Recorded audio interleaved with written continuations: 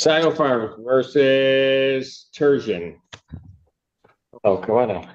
This case starts like a routine eviction hearing, but within minutes, it turns into something much deeper. A landlord says rent is overdue. A tenant says the numbers don't add up. And right in the middle, a mysterious water bill that may have changed everything. Judge Simpson is about to untangle whether this is just unpaid rent or something far messier. But here's where it gets intense.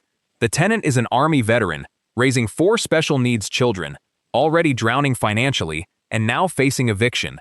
Was the landlord stacking charges at the worst possible moment? Or is this simply the unavoidable math of falling behind?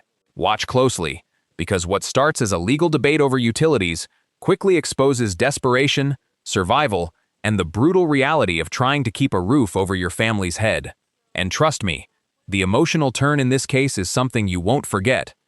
Your name? Director John, Your Honor. Yes. Okay. Sorry. Director John, Your Honor. Tertian. Oh, Tertian. Okay. I'll mess it up. It's okay. All right. How much is owing them? There was an issue with water. Did you file an answer to? You did. Yes, sir. All right. Did counsel receive a copy of the answer? Yes, Your Honor, we did. All right. So where are we on this case at this point? Your issues. It's the water and sewer per month. That's the issue. Yes, Your Honor. Have you had a chance to look into that at all, Counselor? Yes, Your Honor, I did have a chance to look into it. So, what had happened was the water meter reader was not functioning properly a couple years ago. So when that happened, then the defendants were told that they were only going to be charged X amount for water and sewer, which is what happened. And then this year, the water meter was replaced in April, April 17th, I believe. And when the water meter was replaced, that is when the defendants started being charged for their actual usage again. Got it. Right here, the landlord's attorney lays out the backbone of their case. The water meter was broken, it got fixed, and now the tenants are paying real usage. On paper, that sounds straightforward, but legally, timing matters a lot. If the billing change happened right before or during eviction proceedings, it can feel like the pressure got dialed up overnight. That's where the defense is trying to create doubt. Was this normal correction or strategic timing? And this is important. Courts usually care less about feelings and more about documentation. If there was no written promise about reduced water rates, proving predatory behavior gets a lot harder. But from a human perspective, imagine your bill suddenly jumping while you're already behind. That's gasoline on a fire. Question for you. If your landlord suddenly increased charges during financial hardship, would you fight it in court too? I did not see an adjustment till my bill until June, Your Honor. So if they had activated it in Hold April. on a second. So you didn't see an adjustment to your bill. I guess I don't know what I mean by that. They didn't start charging us for water until after the eviction. They're saying that they replaced the meter in April. However, they did not start recording any kind of adjustments to my bill until after the eviction. Your It Honor, seems like it's a predatory action by them. And because of that, the 151 that was owed on the initial declaration should be invalid. And I wanted to dismiss Under what theory? under the idea that it's a predatory landlord. Okay. I'm not arguing that I owe money, Your Honor. They waited until I was back against the wall, and then they upped my rent by a couple $100 after they start an eviction. Yes, Mr. Manson. Your Honor, the reason that the actual water charges didn't start until June is because it's on a 2-month lag. So the charges that are on the ledger for June are actually from April's usage. Oh. Okay. All right. So if they began it after or before the eviction. They didn't make mention of any of this. It seems to me like they were lining it up as soon as I started getting behind them Lining up what? to put an increase. We were already struggling with rent, Your Honor. By going up to 1,100, it's making it pretty much impossible for me to keep up.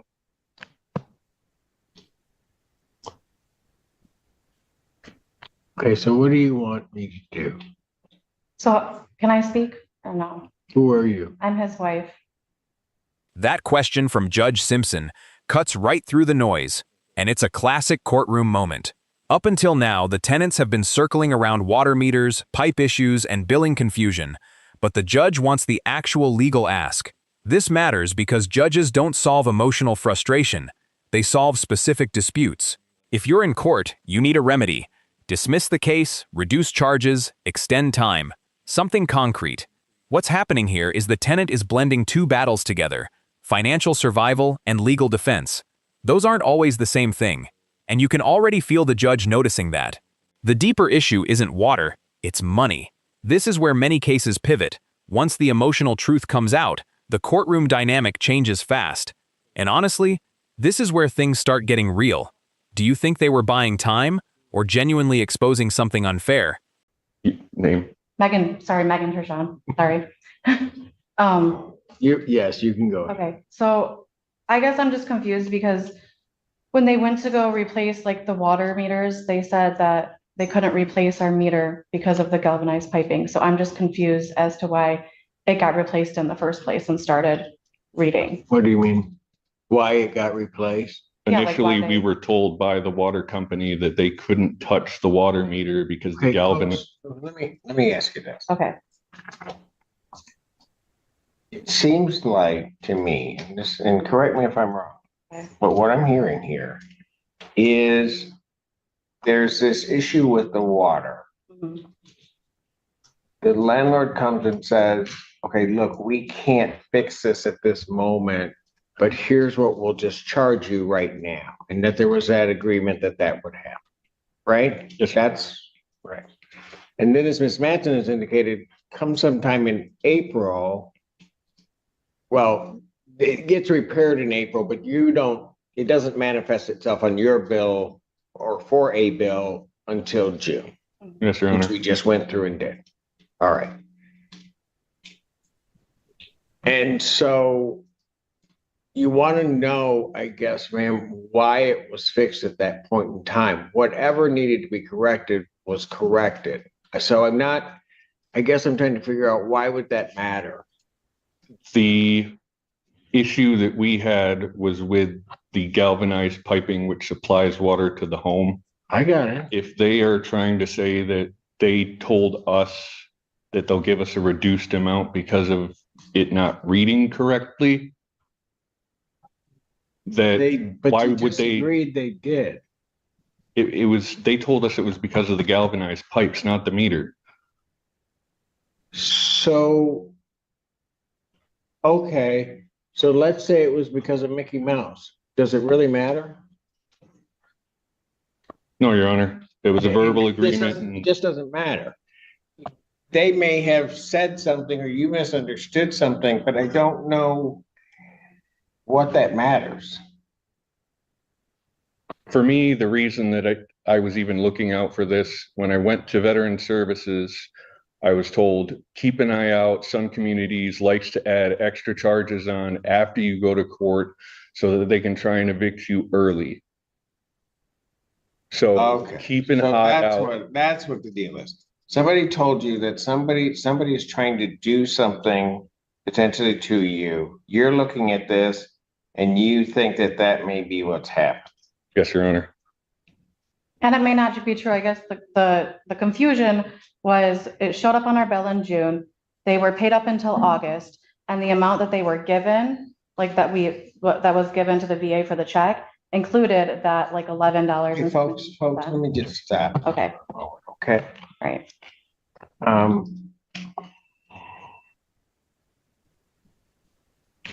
What do you really want me to do? The reason I that mean- we brought an argument to court was because they're adding almost $900 onto what we owe because of that water. If they had, Where's the 900 come? so I gave you a highlighted copy of sewer and water with regards to when the eviction began. The charges for our water began in June.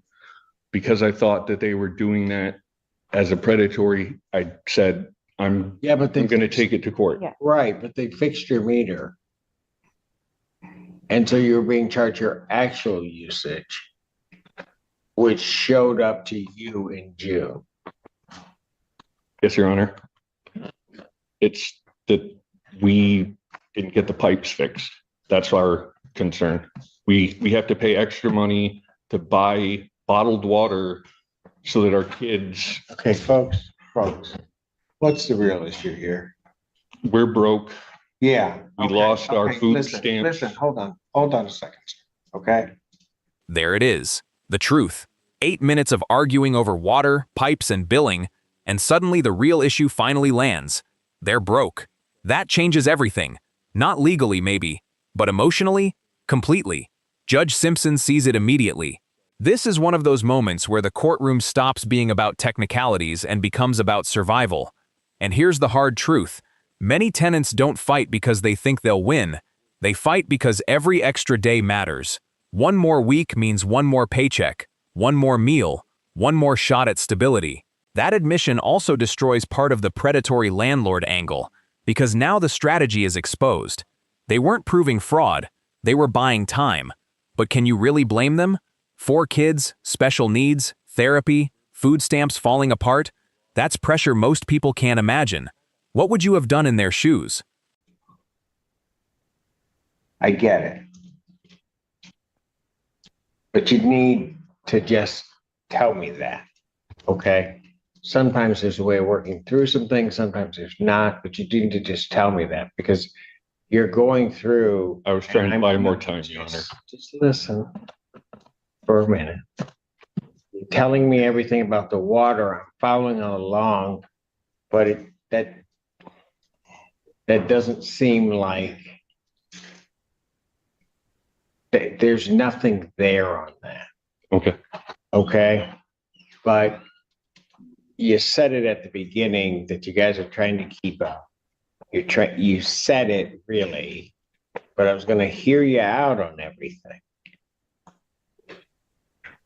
All right, so I'll, listen, hold on, just take a deep breath for a second. Because you two probably haven't. How many kids do you 4. have? Okay. They're all 9 and under, well, 8 and under, and they're all special needs. We're taking our kids to therapy 20 hours a week. We're trying not to get them kicked out of schools. Okay, They told me because I'm self-employed that I needed to provide documents for my food stamps. And then I did that and they dropped it again and they dropped it again. I've gotten food stamps 4 out of the 9 months this year because I do lift. They have no reason that they should have cut that. We had plans to get this caught up, but then all of a sudden we got an extra $1,000 a month in food bills. So I had plans to keep up, but life happened. And I was using the water as a hope that I could buy myself another month. Sorry, Your Honor. no, don't apologize. I get it. What branch? Army. My dad was Navy, so I'm not gonna hold that against you, okay? Condolences. This is the exact moment the courtroom shifts from confrontation to connection. Up until now, Judge Simpson has been focused on facts, rent, water, and arrears, but this changes everything. That one word, Army, instantly reframes the man standing before him, not as just another tenant in default, but as someone who's served, sacrificed, and now finds himself in survival mode. And notice the judge's humor. It's deliberate. That Navy joke isn't random. It lowers tension and builds trust. In legal settings, Those human moments matter because they often lead to honesty. And that honesty can shape outcomes. Service doesn't erase debt, but it does reveal character. The judge now sees a struggling veteran, a father under pressure, and someone clearly carrying pride into this fight. That emotional layer is about to become central. Would you have admitted everything at this point?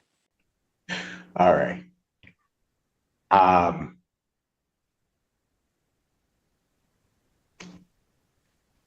Let me just say this to you. First thing is,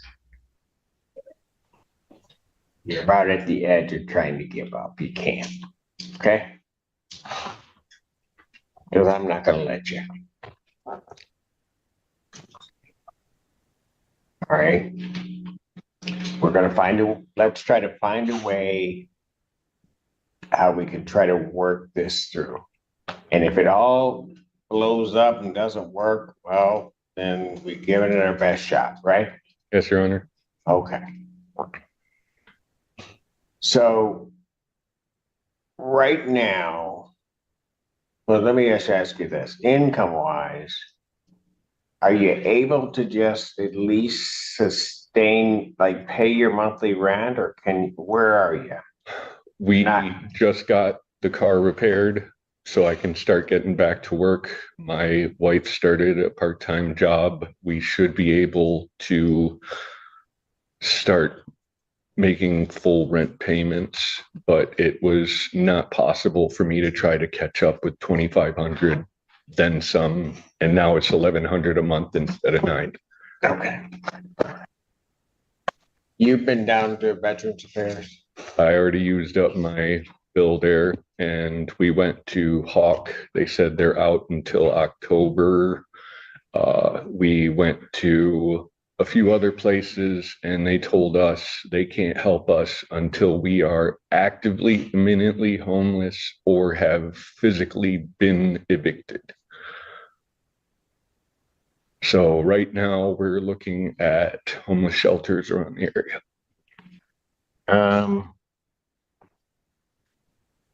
And so let me just ask you this. You're going to be getting yourself back to work, right? Yes, sir. And then you're working a part-time. I can only work Monday and Tuesday because my son has ABA 5 days a week, or well, 4 days a week, and then therapy 1 day a Okay. week, and then All right. Let me, may not be the time to, I don't know that I'm going to require any response to this answer. And I'm not going to require plaintiff to respond. I get why they.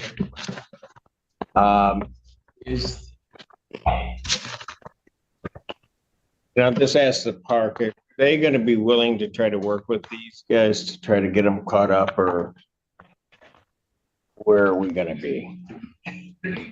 Your Honor, we hadn't discussed that yet. Okay, that's fair. I mean, I realize because you were staring down the barrel of an answer. All right, here's what I'm going to do. I don't think it's over anybody's objections, but I'm not going to care because I'm going to do it anyway. I'm going to adjourn this out 1 week. Let you guys talk about it. See. So September 19th, okay, 2025 at 1 p.m. At 1 p.m. Okay, let's see what they're willing to do. You guys think about what you can do. Okay. This is a huge procedural break. Judge Simpson could have ruled right here, right now. Instead, he presses pause. In eviction court, that's massive. A 1-week adjournment may sound small, but legally and practically, it can mean everything. It buys time for negotiations, for emergency assistance, or simply for a family to regroup. Judges can't erase contracts, but they can manage timing, and timing often determines whether someone sinks or survives.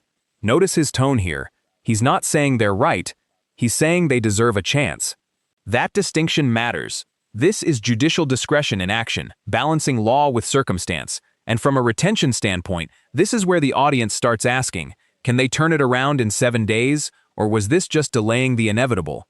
Either way, the next hearing just became the real showdown. And then we can come back and we can see if we can work our way through it. Thank you, Your Honor. Is that fair enough? Yes, Your Honor. All right. Now, two of you do me a favor. How old are your kids? 8, almost 6, 5, and 3. Okay. And you know that when mom and dad are stressed and upset, whether you say anything or not, they get stressed and upset, right? So you guys have probably been worried about this for a long while and trying to figure out, which just tells me that now those kids are really really upset.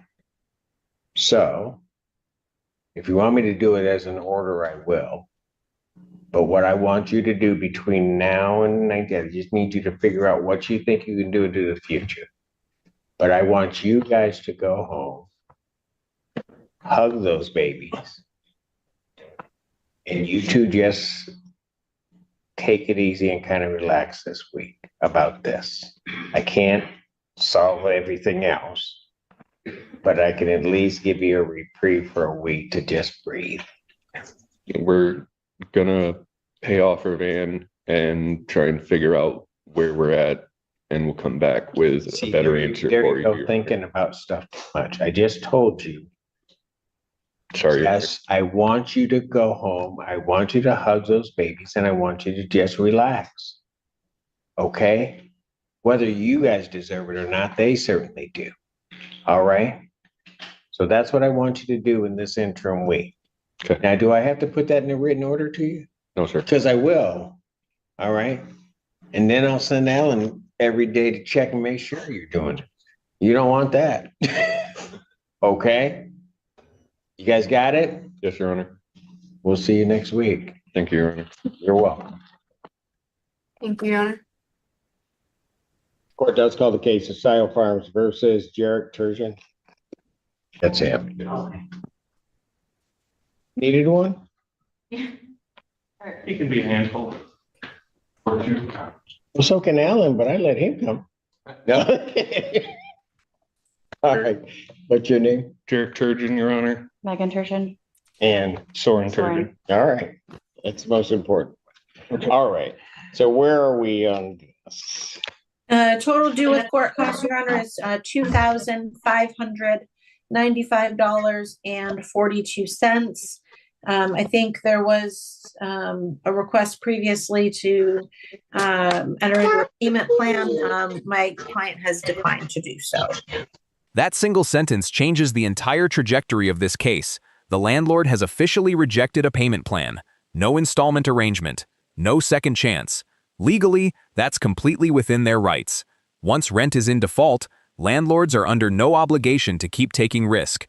But emotionally, this lands like a brick. Because now the tenant knows there's no realistic path back into that home. And watch what happens next. He stops fighting and starts being brutally honest. That's often what happens when hope disappears. The courtroom shifts from legal defense to damage control. And this is where viewers need to pay attention. Sometimes the strongest moment in court isn't a legal argument. It's the moment someone accepts reality. That's what we're watching unfold. Question for you. If you were owed thousands, would you work with them or move on? All right. So last week was me trying to translate legalese. This week, I'm going to just be blunt. Okay. In the last week, we've made about $1,500 in payments on bills ranging from DTE, car repairs. We had to spend about $750 on food. Then we still owe about another $1,500 on bills, $1,750 on our van, $2,000 on our mortgage, and $2,600 on our rent. Comes out to about $7,700 that I'm in the hole, not even touching credit cards. Got it. We are going to have to vacate the property, and we are aware of this. We're not going to be able to catch up, even if a payment plan had been approved. So instead, we are attempting to get rental assistance and to contact low-income housing and the cheaper apartments nearby so that we can relocate. We don't have money for a moving van, and we're gonna have to juggle a lot to get all of us out. I'm aware that we are holding up their situation, and we're sorry for it. But ultimately, the VA told me I can't get help until I have an order for eviction. The VA said that? Yes. There's 3 tiers of how they can help you. The first tier was the $5,000 grant. That's gone. The second tier is when they start looking for housing for you and they don't consider imminently homeless until you are ordered for an eviction. Then there's a third tier of when you're actually out on the street. So I would like for a judgment to be issued to evict us as far back as possible, and we will try to be out before then. This is one of the hardest things you'll ever hear in eviction court, asking to be evicted. But listen carefully. This isn't surrender. It's strategy. The tenant explains that the VA won't release the next tier of housing assistance until there's an actual eviction order. That means he literally needs the court to rule against him in order to help his family survive. Think about how broken that system sounds. He's not asking for mercy, he's asking for paperwork. That's the reality of bureaucracy. And emotionally, this is where the case stops being about debt and starts being about dignity. He's making the painful choice to lose now so his children can have a chance later. That's brutal. And for many watching, this might be the moment that changes how they see the entire case. Could you make that call for your family? I think your wife was trying to say something. She just needs to step out. Oh, okay, that's fine. What branch again? Army, sir. Your Honor, may I inquire of Mr. Churchin, do they own this home outright or is there a lien on it? There's a lien and it is currently in default. Who's the lien holder? I honestly can't tell you off the top of my head. Your Honor, I believe it's 21st Mortgage. Yeah. 21st mortgage.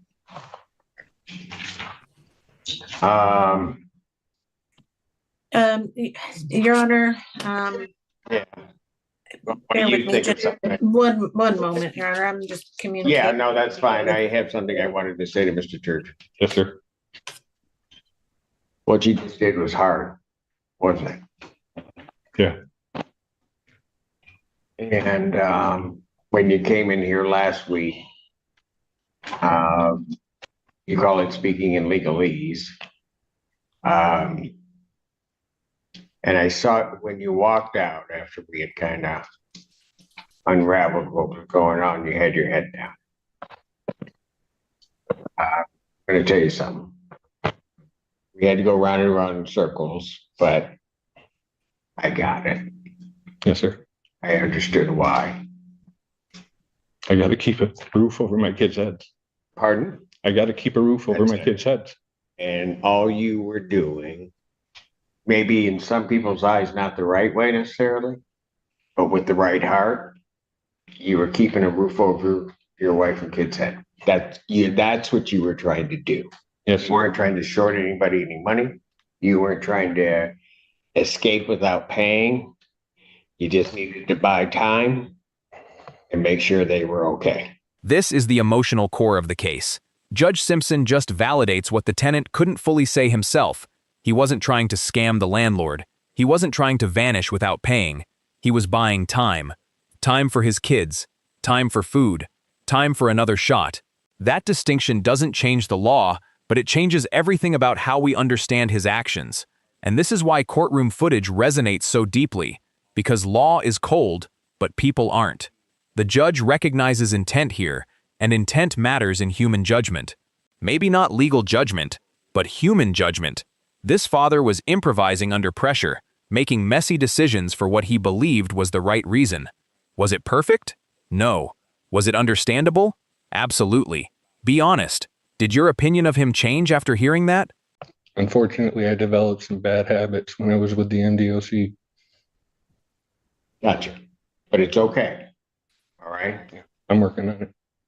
And then coming here and saying that today, it's hard. I Okay. don't want to admit that I need help. Yeah. But you do. And we put so much effort into this place just to find out that it was falling apart around us. And timing wise, not great. We're trying to hit a restart button, and I don't know what the legal limits are. So I'm here asking, what can we try to work out so that I can expedite my being out? All right. When you said you were with the MDOC, employed or in? I was a sergeant over at Whitmore Lake, Gotcha. and then I snapped my knee, found out I was ineligible for surgery, which made me non-qualified for a security status position, and basically screwed up any chances at me using all of my experience. I can't even go to the sheriff's department because I'm not eligible. All right. Thanks. I've been spinning When you were in the Army, were you in combat? No, sir. All right. I was a stateside combat medic working in the hospitals down in San Antonio. Got it. Okay. So here's the way I look at this. At some point in your life, you were willing to step on that uniform and, if necessary, die for other people, right? Yes, sir. So you can't give up hope No, sir. because that's not you. And I can't give up on my kids. That's it. So you need the eviction notice so that it's urgent. And then will they then rehouse you? Is that what they're going to be looking to do? Or There is rental assistance where they can help you with a down payment and the first month's rent for a new location if that location approves me as a tenant, which right now is difficult because my credit score is down to 380. And so hold on a moment. They won't pay this back balance to let you stay where you are. no, sir. If I did request rental assistance, which is separate from the homelessness branch of the VA, they told me that the $5,000 is the assistance and that I'm not able to get anything else regarding continuing renting there. Got it. They'll help me find somewhere new and try and work with me on my budget. Okay. Plus, the house is falling apart and it's making my family sick. Got it. Okay. Ms. Dornbush, you were going to say something. Yes, Your Honor, two things. I was able to communicate with my client who, is signed into Zoom, and my client is able to agree to a 30-day move-out period. We could offer a consent judgment for October 20th, which would be a Monday. That would give Mr. Turgeon and his family that additional weekend to vacate, or through that weekend to vacate. That is a major concession, and honestly, a smart one. A 30-day move-out agreement gives everyone something valuable. The landlord gets a defined exit date. The tenant gets time. And time, in a case like this, is everything. This isn't just about packing boxes. It's about activating assistance, finding housing, and moving 4 children without chaos. Legally, this is often the cleanest solution, a consent judgment. It avoids further hearings and gives structure. But there's another layer here. The landlord could have forced this faster. They didn't. Whether that's compassion, practicality, or both, it matters. And now the judge is making sure this timeline works with the VA process. That's critical, because if the system needs paperwork, timing becomes part of survival. This started as conflict, but it's ending with a workable plan. And then, just so Mr. Turgeon is aware, and for the court's information as well, it does look like 21st did initiate a claim and delivery action in the Washtenaw County Circuit Court. I don't know if Mr. Turgeon has actually been served in that action yet, but in light of that, and I can't speak for the attorney representing 21st because it's not me, but he may be able to reach out to them to discuss an arrangement as well regarding disposition of the home itself. Okay.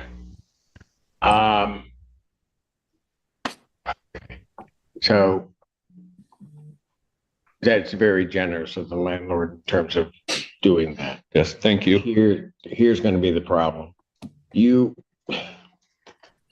give you to that time, but that means the VA is not going to help you until then, right? No, sir. I'll be able to use the tier 2 step of rental assistance. Got it. Tier 3 is when I'm living in a van down by the river. Right. So even if I put if we put that the eviction date's the 20th, you'll be able to get that tier 2, you think? Yes, sir. They said until you have an order for eviction, we cannot even I process. don't care what the date is. It's just they need got it. Okay. Real good. They said they wouldn't even intake me. All right. Here's what I'll do then. Is that what you want to do, sir? Yes, sir. All right. I'm going to do this as a no tribal issue. And after hearing, I'm going to grant a judgment for possession for the total amount due of $25.95.47 with a writ to issue October 20th. Thank you, sir. All right. And thank you. You take care of yourself and your family. And I don't know if I told you this before, sir, and I always try to tell those that have served, thank you for your service, you and your family, Thank you. because I am always mindful of the fact I get to do what I get to do because people do or did what you did. All right. And thank you for your service as well, sir. All right. Take care. Have a good day, Your Honor. All right. And there it is, the final ruling.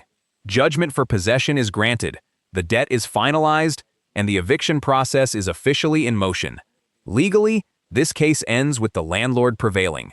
But the bigger story here isn't the ruling, it's the road that got everyone here. A broken water dispute, financial collapse, veteran assistance delays, and a father trying to hold everything together for his family. Judge Simpson followed the law, but he also gave them something just as important: time. Time to transition, time to seek housing, and time to avoid total collapse. That's the difference between justice and mercy working together. This case reminds us that eviction court is rarely just about rent. It's often about survival under impossible pressure. If you found this case as shocking as we did, make sure to hit that like button, share your thoughts in the comments, and don't forget to subscribe for more jaw-dropping courtroom breakdowns.